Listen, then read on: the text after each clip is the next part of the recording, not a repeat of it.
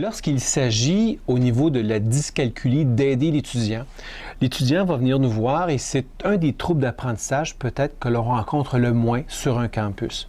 Alors au niveau de la dyscalculie, il va falloir être très attentif à l'étudiant, de bien l'écouter, de bien le saisir pour pouvoir l'orienter correctement.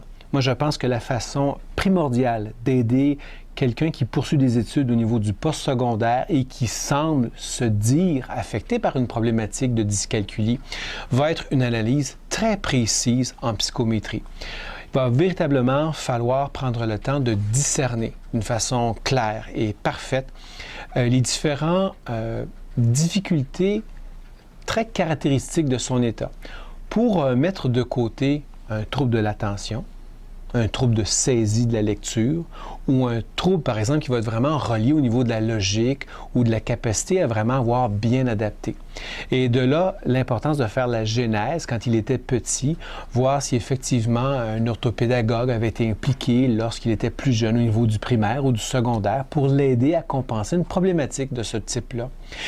Et sinon, je crois que il y a plusieurs façons de pouvoir aider au niveau de la dyscalculie, soit un logiciel de reconnaissance vocale qui va dire le chiffre, ou quelqu'un qui va être tuteur, ou de voir si la dyscalculie n'a jamais été diagnostiquée, n'a jamais été dépistée.